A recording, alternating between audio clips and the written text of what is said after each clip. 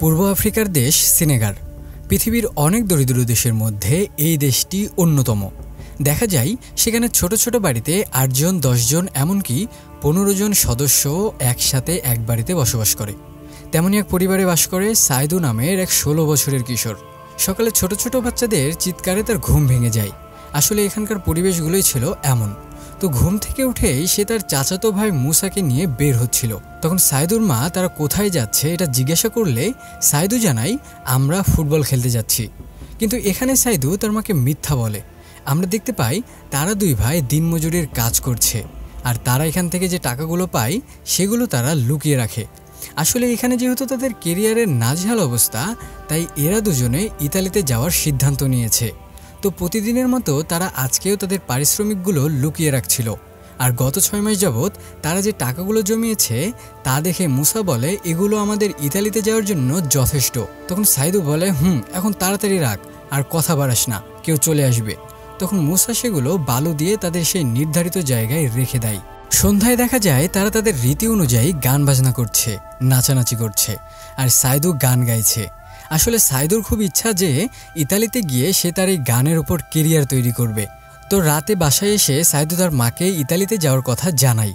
তখন তার মা এই কথার কোনো পাত্তা দেয় না। তখন সাইদু বলে, মা, আমাদের যা অবস্থা তাতে খুব বেশি দিন আমাদের এই ঘরটি টিকবে না, যে কোনো সময় এই ঘরটি ভেঙে যাবে।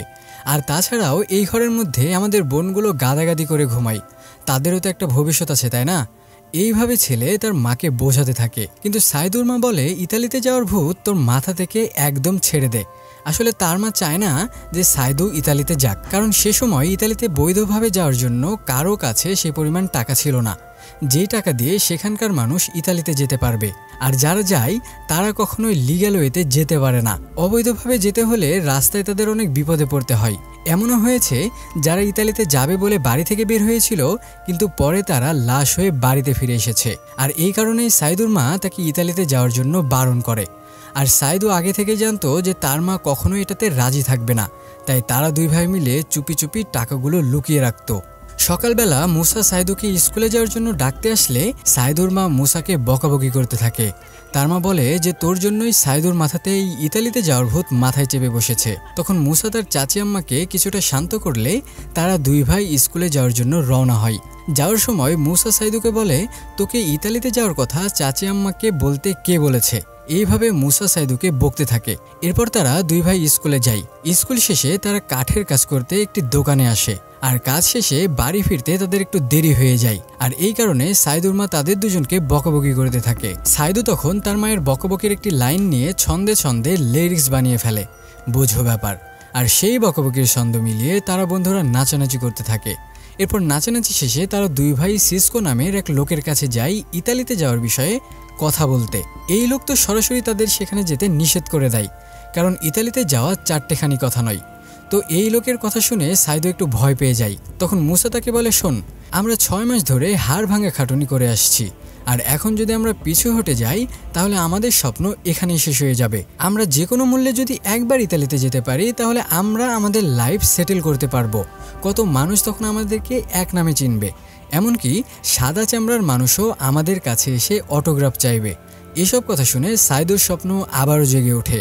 পরের দিন এরা দুজন এক জ্যোতিষীর কাছে যায় এটা জানতে যে তাদের আসলে ইতালিতে যাওয়া উচিত কিনা। এই জ্যোতিষী আবার তাদেরকে বলে, তোরা তোদের মরা দাদা দাদির কবরে গিয়ে তোদের মনের কথাটা বলে 3 দিন পরে আমার সাথে দেখা করিস। আমি বলে দিব যে তোদের দাদা দাদি তোদেরকে ইতালিতে যেতে অনুমতি দিচ্ছে কিনা। ঠিকমতো এরাও দাদা দাদির কবরের সামনে তাদের মনের কথাগুলো বলে, আর কথা মতো 3 দিন পর ওই জ্যোতিষীর কাছে যায়। আর জ্যোতিষী জানায় যে তাদের দাদা দাদি নাকি তাদেরকে ইতালিতে যাওয়ার অনুমতি দিয়ে দিয়েছে এবং তাদের যাওয়া উচিত। তো জ্যোতিষীর কথা শুনে এরাও একটু সাহস পায়। পরের দিন কাউকে কিছু না বলে সাইদু আর মুসা বেরিয়ে পড়ে ইতালিতে যাওয়ার জন্য। আগেই বলেছি সে সময় বৈধ পথে ইতালিতে যাওয়া সহজ ছিল না, তাই এরা তার বিকল্প পথটি বেছে নেয়। তো বাসের মধ্যে ঘণ্টাখানিক থাকার পর তারা মালি বর্ডারের কাছে চলে আসে। আর সেখানে তারা একজন মানুষের সন্ধান পায় যে কিনা মাত্র 100 টাকার বিনিময়ে তাদেরকে নকল পাসপোর্ট বানিয়ে দিবে। আর সেই মোতাবেক এই লোক তাদের দুজনের ছবি তুলে তাদের দুজনের জন্য 2টি পাসপোর্ট রেডি করে দেয়। এরপর আবারও তারা বাসে চড়ে রওনা হয়। যেতে যেতে চেকপোস্ট আসে, আর সেখানে পুলিশ সাইদু আর মুসার পাসপোর্ট চাইলে তারা তা দেখায়। এখানে গার্ডদের একটু সন্দেহ হয়, কারণ পাসপোর্টের মধ্যে তাদের যে পোশাকটি পরে ছবি তোলা আছে সেই পোশাক তারা এখনও পরে আছে। তো গার্ডটি তাদেরকে বলে যে তোরা তো বেআইনিভাবে যাচ্ছিস, চল তোদেরকে জেলে ভরে দিই। এটা শুনে তো তাদের চোখে মুখে ভয়ের ছাপ চলে আসে। তখন পুলিশ তাদেরকে বলে তোরা যদি আমাকে $50 না দিস তাহলে তোদেরকে জেলে ভরে দিব। তো এরাও তখন ভয় পেয়ে তাকে $50 দেয়। আল্লাহ জানে এরা আসলে পুলিশ ছিল কিনা। যাই হোক, এরপর বাসের জার্নি শেষে তারা একটি জায়গায় চলে আসে, সেখানে মানুষ কেনা বেচা হচ্ছিল। তো এখানে এসে এদের সাথে একজন দালাল সাহেবের পরিচয় হয়। দালাল সাহেব তাদেরকে জানায় যে সে তাদেরকে ইতালিতে নিয়ে যাওয়ার ব্যবস্থা করে দিবে, তবে তার জন্য তার একটি বড় অ্যামাউন্ট লাগবে। এখন সাইদু আর মুসার কাছে যেহেতু আর কোনো উপায় ছিল না, তাই তারা সেটাতেও রাজি হয়ে যায়। এরপর তাদের দুজনকে একটি গোপন আস্তানায় নিয়ে আসা হয়।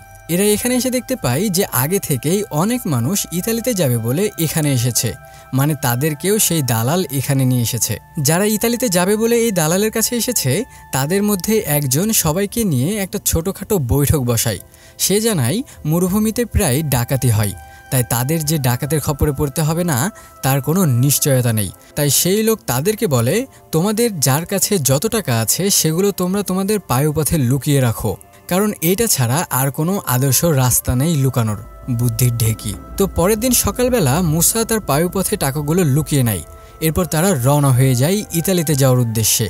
এখানে মরুভূমির উঁচু নিচু জায়গায় দেখা যায় গাড়ি অনেক জোরে দোল খেলছে, আর গাড়ির স্পিডও ছিল সেই লেভেলের। তো যেতে যেতে একজন গাড়ি থেকে নিচে পড়ে যায়, আর গাড়িতে থাকা সমস্ত যাত্রী সেই পড়ে যাওয়া লোকটিকে নিতে চাইলেও গাড়ির ড্রাইভার সাফ জানিয়ে দেয় যে ওর চিন্তা না করে তোমরা তোমাদের নিজেদের চিন্তা করো, না হলে তোমাদের মধ্যে যদি কেউ এইভাবে পড়ে যায় তাহলে তাকেও আমরা নেব না। এরপর গাড়িটি তাদেরকে নিয়ে মরুভূমির মাঝ রাস্তাতে চলে আসে, আর তাদেরকে সেখানেই নামিয়ে দিয়ে তারা চলে যায়। যদিও এদেরকে বর্ডার পর্যন্ত পৌঁছে দেওয়ার কথা ছিল, তবুও তারা জোরপূর্বক সেখানেই নামিয়ে দেয়, আর যাত্রীদের সাথে একজন গাইডকেও তাদের সঙ্গে দেয় পথ দেখানোর জন্য। যদিও ইতালি এখনও বেশ দূরে, তবুও তাদেরকে এখানে কেন নামিয়ে দিল তা তারা কেউ বুঝতে পারে না, আর যাত্রীদেরও আর কোনো উপায় ছিল না, তাই তারা সেই গাইডের সাথে হাঁটা শুরু করে। হাঁটতে হাঁটতে এক বৃদ্ধ মহিলা মরুভূমির ক্লান্ত রাস্তায় আর চলতে না পেরে মাটিতে পড়ে যায়। এটা দেখে সাইদু দৌড়ে এসে সেই মহিলাটিকে পানি খাওয়ায়, কিন্তু উত্তপ্ত মরুভূমিতে সেই মহিলা সাইদুর বুকের উপর মাথা রেখেই মারা যায়। এদিকে মুসা সাইদুকে ডাকতে থাকে, কারণ গাইড যদি বেশি দূরে চলে যায় তাহলে তারা পথ হারিয়ে ফেলবে। তাই মহিলাটিকে রেখেই সাইদু আবারও হাঁটা শুরু করে, কিন্তু এই ঘটনাটা তার মায়ের কথা মনে করিয়ে দেয়, আর এই কারণে সে হাঁটতে হাঁটতে সেই মহিলাটিকে স্বপ্নের মধ্যে দেখতে পায়। তো যাই হোক, কিছুই করার নেই, ঘোর কাটলে সাইদু আর মুসা আবারও হাঁটা শুরু করে। হাঁটতে হাঁটতে রাত হয়ে যায়, আর রাতের বেলায় মরুভূমিতে ডাকাত দল আসে, আর তাদের কাছে কি আছে তা বের করতে বলে। সবাই তাদের কাছে যা ছিল সব বের করে দিতে বাধ্য হয়, আর এই ডাকাতরা সবাইকে একটি তরল জাতীয় খাবার খাওয়ায়, যাতে করে কেউ যদি পায়ুপথে কিছু লুকিয়ে রাখে তাহলে তা বেরিয়ে আসবে। এদিকে মুসা যেহেতু লুকিয়ে রেখেছিল তাই সে তাদের কাছে ধরা পড়ে যায়, আর বাকি সবাইকে রেখে যারা এরকম কাজ করেছে তাদেরকে একটি গাড়িতে তুলে নিয়ে যাওয়া হয়। এখানে দুই ভাইয়ের মধ্যে যেহেতু মুসা এই কাজ করেছে তাই সাইদুকে রেখেই মুসাকে নিয়ে যাওয়া হয়। সাইদু তাদের অনুরোধ করলেও তারা তার কোনো কথা না শুনে শুধু মুসাকেই তাদের সাথে নিয়ে যায়, আর এরপর তারা দুই ভাই বাড়ি থেকে বের হয়ে গিয়ে এই প্রথমবারের মতো আলাদা হয়ে যায়। সকালবেলা বাকি যারা ছিল তারা আবারও হাঁটা শুরু করে, আর কিছু দূর হাঁটার পর তারা একটি ভ্যানের কাছে পৌঁছায়, যেই ভ্যানটি আগে থেকেই এখানে দাঁড় করানো ছিল। এরা আবার কিছু না ভেবেই সেই ভ্যানে উঠে পড়ে, আর এরপর সেই ভ্যানটি চলা শুরু করে।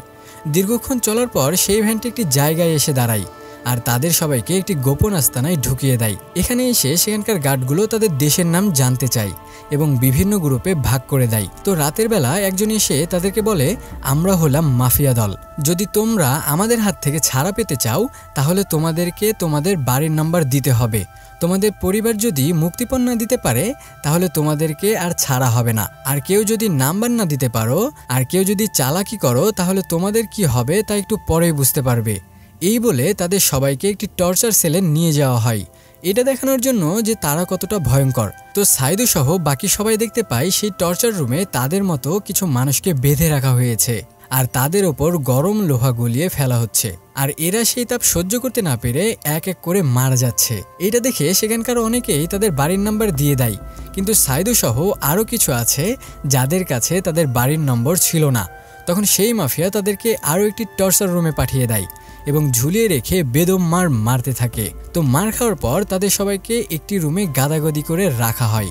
তো মুসাকে বেদম মার মারার ফলে সে আর টু শব্দও করতে পারছে না, আর তার একদমই নাজেহাল অবস্থা হয়ে গেছে।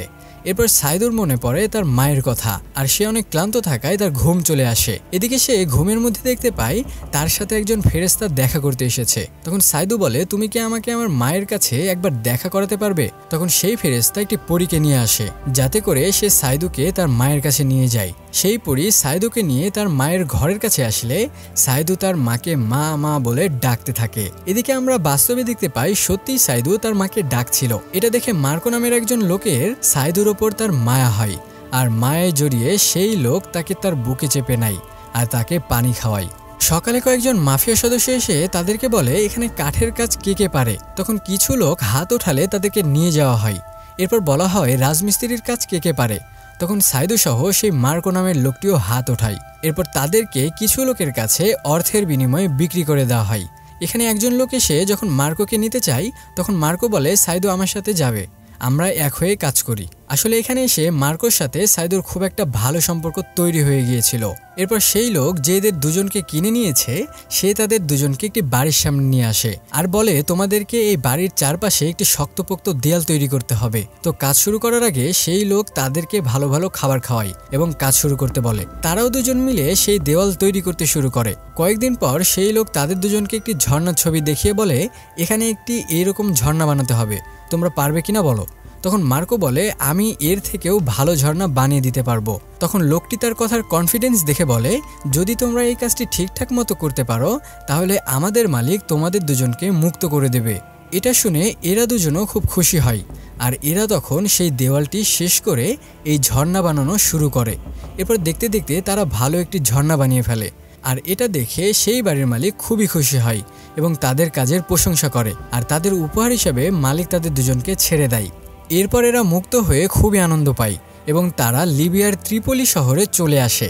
সেখানে সাইদু মুসাকে খুঁজে বেড়াতে শুরু করে, বিভিন্ন জায়গায় গিয়ে মুসার সম্পর্কে জিজ্ঞাসা করে, কিন্তু কেউই তার বিষয়ে বলতে পারে না। তবে মার্কো একজন ছেলেকে পায় যে কিনা সাইদুকে বলে তুমি পাশের এক জায়গায় যেখানে সিনেগার সম্প্রদায় থাকে সেখানে যেতে পারো, আর ওইখানে তোমার ভাইকে পেলেও পেতে পারো। এদিকে মার্কো বলে সাইদু আমাকে এখন ইতালিতে যেতে হবে। সাইদুকেও সাথে নিতে চাইলে সাইদু মুসাকে না নিয়ে সেখান থেকে যাবে না, তাই সাইদু মার্কোকে সেখানেই বিদায় জানায়। আর মার্কো ইতালিতে যে জায়গায় থাকবে সেই জায়গার ঠিকানা সাইদুকে দেয়, যাতে পরবর্তীতে আবারও তাদের সাথে দেখা হয়। এরপর সাইদু চলে যায় সেই সম্প্রদায়ের কাছে এবং এখানে মুসাকে খুঁজতে থাকে, কিন্তু পূর্বের মতো কেউই তার সন্ধান দিতে পারে না। তখন এক বৃদ্ধ মহিলা বলে পাশের আরও একটি সেনেগালীয় সম্প্রদায় আছে, তুমি চাইলে সেখানেও খোঁজ নিতে পারো। এটা শুনে সাইদু যখন সেখান থেকে বের হতে যাবে তখন সেই সম্প্রদায়ের যিনি প্রধান তিনি সাইদুকে বলে তুমি তোমার ভাইকে খুঁজে পেলে আমাদের এখানে চাইলে থাকতে পারো, আর না পেলেও তোমাকে আমরা আমাদের এখানে আশ্রয় দেব। তো এটা শুনে সাইদু তাকে ধন্যবাদ জানিয়ে বিদায় নেয়, আর সাইদু পাশের সেই সম্প্রদায়ের কাছে গিয়েও মুসার কোনো হদিশ পায় না। এরা আবার সাইদুকে ইস্পাত কর্মীদের কাছে খোঁজ নিতে বলে। তখন সাইদু সেখানেও যায়, তবে মুসাকে কেউ চিনতে পারে না। তো হতাশা নিয়ে সাইদু প্রথম সম্প্রদায়ের কাছে চলে আসে এবং সেখানেই আশ্রয় নেয়। এরপর সে একটি কনস্ট্রাকশনের কাজ শুরু করে। তবে একদিন সেখানকার এক কর্মী সাইদুকে জানায় যে এখানে নাকি একজন সিনেগালীয় ছেলে এসেছে। এটা শোনা মাত্র সাইদু সেখানে ছুটে যায় আর দেখতে পায় কেউ একজন চাদর মুড়ি দিয়ে শুয়ে আছে। তখন সাইদু চাদর সরাতে দেখতে পায় কেউ একজন আর কেউ নয়, সে তার ভাই মুসা। মুসাকে কাছে পেয়ে সাইদু তাকে জড়িয়ে ধরে। সাইদু বলে তোকে আমি কত খুঁজেছি, কোথাও পাইনি, চল এবার আমরা ইতালিতে যাব আর আমাদের স্বপ্ন পূরণ করব। তখন মুসা বলে না ভাই, আমি বাড়িতে যাব। মুসা কেমন দুর্বল দেখায়। সাইদু বলে কি হয়েছে? তখন মুসা বলে আমি এতদিন জেলে ছিলাম আর সেখান থেকে পালানোর সময় আমার পায়ে একটি গুলি লাগে। তখন মুসা তাকে হসপিটালে ভর্তি করতে চাই, কিন্তু মুসা বলে আমরা তো কালো চামড়ার মানুষ, আমাদেরকে কেউ এখানে ভর্তি নেবে না, যদি মরতেই হয় তাহলে আমি আমার দেশে গিয়েই মরবো। তখন সাইদু তাকে বোঝানোর চেষ্টা করে, বলে ভাই আমরা ইতালি থেকে খুব কম দূরত্বে অবস্থান করছি, আমরা যে উদ্দেশ্য নিয়ে বের হয়েছি সেটা পূরণ না করে আমরা কিভাবে ফিরে যাব? আমাদের জীবন মরণের এই খেলায় আমাদের স্বপ্ন পূরণ করাটা জরুরি, তা না হলে বাসায় ফিরেও কোনো লাভ হবে না। তখন মুসা কিছুটা শান্ত হয়। এরপর সাইদু সেখানে থাকা এক লোককে মুসার বিষয়ে বলে, সে আবার হাতুড়ে ডাক্তার। তখন সে মুসার পায়ের কন্ডিশন দেখে বলে ভাগ্য ভালো বুলেট হাড় টাচ করেনি এবং সেটা মাংস ভেদ করে বের হয়ে গেছে, তখন সেই লোক বলে এখন মুসার জন্য কিছু ওষুধ এবং ইঞ্জেকশন লাগবে, কিন্তু তাদের কাছে যেহেতু কেউ ওষুধ বিক্রি করবে না, তাই সেই হাতুড়ি ডাক্তার সাইদুকে এক লোকের সন্ধান দেয় যে কিনা সেলুনের পাশাপাশি এই ওষুধের ব্যবসা করে। সাইদু তার কাছে গিয়ে ওষুধ কিনে নিয়ে আসে। এরপর সাইদু মুসার পায়ে ব্যান্ডেজ করে দেয়। এখানে কিছুদিন পার হলে সেই ডাক্তার মুসাকে দেখে বলে দিন দিন তো মুসার পায়ের অবস্থা খারাপ হয়ে যাচ্ছে, এই অবস্থায় তাকে হসপিটালে নিতে হবে, না হলে তার পাটাই মনে হয় কেটে ফেলতে হবে। কিন্তু মেডিকেলে যেহেতু তাদেরকে ভর্তি নেওয়া হবে না, তাই সাইদু তার বিকল্প কোনো পথ বাঁচতে শুরু করে। তখন সাইদু আর দেরি না করে মুসাকে ইতালিতে নিয়ে গিয়ে সেখানে তার চিকিৎসা করাবে বলে সিদ্ধান্ত নেয়। তাই সে কিছু যারা চোরা কারবারের কাজ করে তাদের সাথে দেখা করে ইতালিতে প্রবেশ করার জন্য। সাইদু তাদেরকে তার জমানো টাকার সব টাকা দিয়ে দেয়, কিন্তু এই টাকা যথেষ্ট ছিল না। তারা বলে এই টাকা দিয়ে কেবল একজনই যেতে পারবে। তখন সাইদু তাদেরকে অনুরোধ করতে থাকে। তখন তারা সাইদুকে একটি অফার দেয়, আর তা হলো তারা বলে যদি তুমি জাহাজ চালানোর দায়িত্ব নাও তাহলে আমরা তোমার প্রস্তাবে রাজি আছি, কারণ আমরা সমুদ্র পথ দিয়ে ইতালিতে যাব। আসলে এখানে এরা কোনো রকম ঝামেলা চাইছিল না, তাই ধরা পড়লে যাতে সাইদু পড়ে তাই সাইদুকে এই জাহাজ চালানোর দায়িত্বটা দিতে চাইছিল। সাইদু কোনো কিছু না বুঝে রাজি হয়ে যায়, আর সে বলে আমি তো জাহাজ চালানো জানি না। তখন তারা বলে আমরা তোমাকে শিখিয়ে দেব।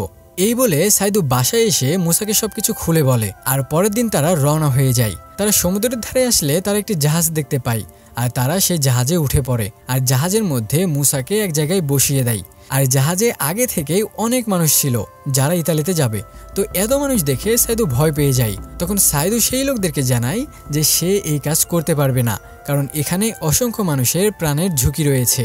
কিন্তু এরা আবার জোর করে মুসাকে জাহাজে ঢুকিয়ে দেয়। তো উপায় না পেয়ে মুসা কন্ট্রোল রুমে চলে যায় আর জাহাজ চালাতে শুরু করে। এরপর যেতে যেতে সাইদু দূরে কিছু ঝকমকে আলো দেখতে পায়। সে মনে করে যে আমরা ইতালির খুব কাছাকাছি চলে এসেছি, কিন্তু কাছে যেয়ে তার ভুল ভাঙে। সাইদু দেখতে পাই এটা কোনো শোধানাগার, তাই হতাশা নিয়ে আবারও শুরু করে দেয় সমুদ্র যাত্রা। এদিকে আবার সেই জাহাজে একজন অন্তঃসত্ত্বা মহিলা ছিল, তো এর আবার খুব প্রসব যন্ত্রণা হচ্ছিল। তখন সাইদু সহ বেশ কয়েকজন মিলে তাকে শান্ত করার চেষ্টা করে, কিন্তু কিছুতে কিছু হচ্ছিল না দেখে মুসা তার স্যাটেলাইট ফোন থেকে তাদের লিডারকে ফোন করে এবং তাদের কাছ থেকে সাহায্য চায়। তারাও সাহায্য পাঠাবে বলে আশ্বাস দেয়, কিন্তু বিকেল গড়িয়ে রাত হয়ে গেলেও তাদের কাছে কোনো সাহায্যকারী আসে না। তখন সাইদু আবারও ফোন করে, কিন্তু তারা তখন বলে যে মুসাদের জাহাজ নাকি মাল্টা এবং ইতালির মাঝামাঝি আছে, তাই কোনো সাহায্যকারী তাদের কাছে পৌঁছাতে পারেনি। তখন উপায় না পেয়ে সাইদু আবারও জাহাজ চালাতে শুরু করে। পরের দিন দুপুরের সময় কাঠফাটা রোদে কয়েকজন অসুস্থ হয়ে পড়ে। এটা শুনে তখন সাইদু মুসাকে জাহাজ চালাতে বলে, আর সে নিজে চলে যায় তাদেরকে সাহায্য করতে। সে গিয়ে তাদের চোখে মুখে পানি দিতে শুরু করে, কিন্তু এরই মধ্যে সেখানে হইচই বেঁধে যায়। তো সাইদু কোনো মতে তাদেরকে শান্ত করে, এরপর আবারও জাহাজ চালাতে শুরু করে। কয়েক ঘন্টা পর সাইদুর সামনে দেখতে পায় তারা এবার সত্যি সত্যি ইতালির একদম কাছে চলে এসেছে। তারা এখন ইতালির সেই উপকূল দেখতে পাচ্ছিল। এটা দেখে জাহাজে থাকা সকলেই খুব আনন্দ পায়, এমনকি সাইদু আনন্দে কেঁদেও ফেলে। একটু পর দেখা যায় একটি হেলিকপ্টার তাদের জাহাজের ওপর উঠছিল, আর এটা ছিল কোস্টগার্ড যারা এদেরকে সাহায্য করতে এসেছে। এরই মধ্যে সেই মহিলা একটি নবশিশুর জন্ম দিয়েছে। সাইদু তখন জাহাজের উঁচু জায়গায় দাঁড়িয়ে চিৎকার করে বলতে থাকে, হ্যাঁ আমি পেরেছি, আমি সবাইকে সহি সালামতে নিয়ে আসতে পেরেছি। আর সাইদু যখন খুব জোরে জোরে চিৎকার করে এগুলো বলছিল, তখন তার চোখে মুখে আনন্দের রেখা দেখা যাচ্ছিল, যেই আনন্দটা কিনা সে খুব কষ্ট করে পেয়েছে। বন্ধুরা, এখানেই মুভিটি শেষ হয়ে যায়। মুভিটি কিন্তু আমাদেরকে কিছু শিখিয়ে দিল যে অদম্য ইচ্ছা থাকলে পেছনে তাকাতে নেই। তাই বারবার সমস্যার কবলে পড়লেও মুসা আর সাইদু কিন্তু কখনোই পিছু তাকায়নি। তাই আমাদেরও উচিত লক্ষ্য পূরণের জন্য একদম খিচ মেরে সামনে তাকানো। তো মুভিটি তোমাদের কেমন লাগলো তা অবশ্যই আমাদেরকে কমেন্টস করে জানিয়ে দাও, এবং আমাদের চ্যানেলটি সাবস্ক্রাইব করে দাও। দেখা হবে নতুন কোনো মুভি নিয়ে। ভালো থেকো, সুস্থ থেকো, আল্লাহ হাফেজ।